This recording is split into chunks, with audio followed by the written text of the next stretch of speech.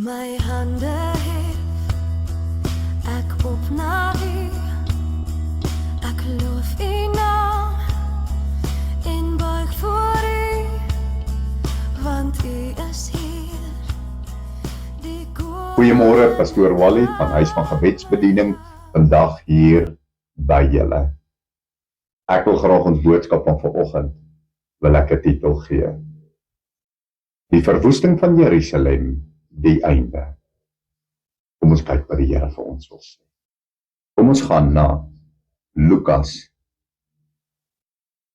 21 en dan wil ek vir ons van vers 20 gaan lees. Kom ons kyk wat staan. En wanneer julle Jerusalem deurleers omsingel sien, dan moet julle weet dat sy verwoesting naby is. Dan moet die wat in Judea is, na die berge vlug.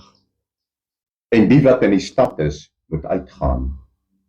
En die wat in die buitewyke is, moet nie daarin kom nie.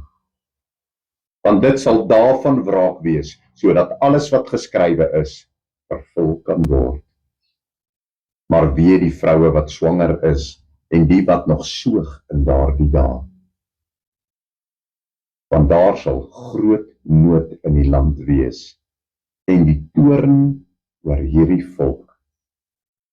En hulle sal deur die skerpte van die swaard val, en as krygsgevangenes geneem word na al die nasies.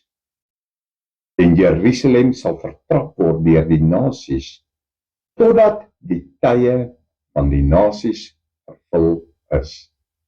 Totdat die tye van die nasies vervul is. En dan sê hy in vers 19, deur volharding moet julle heel lewe in besit neem. Nou hierdie is vir my 'n geweldige ernstige boodskap. En wanneer julle Jerusalem deurleers omsingel sien, moet julle weet dat die verwoesting van Jerusalem naby is.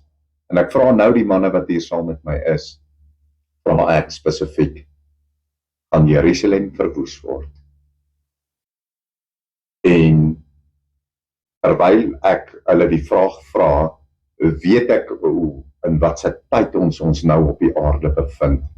Julle Israel is deur leermagte baie sterk omring.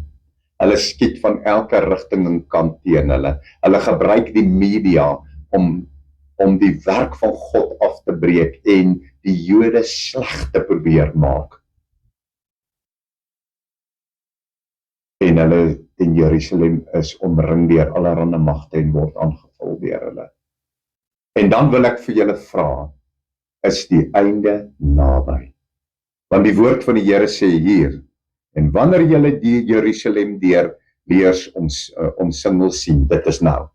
Hulle skiet by al die lande reg rondom hom, skiet hulle op Israel op die oomblik. Dan moet julle weet dat sy verwoesting naby is, en dan sê hy, dan moet die wat in die stad is begin vlug. Ek wil eintlik sê, ons lewe in baie ernstige tye. En ek wil vandag vir julle sê, dat die koms van die Here is naby. En ek wil vandag vir julle sê, dat as ek na hierdie skrif kyk, en ek sien oor nuus wat in die wêreld nou aan die gebeur is, dan wil ek vers 19 bitterlik ernstig opneem.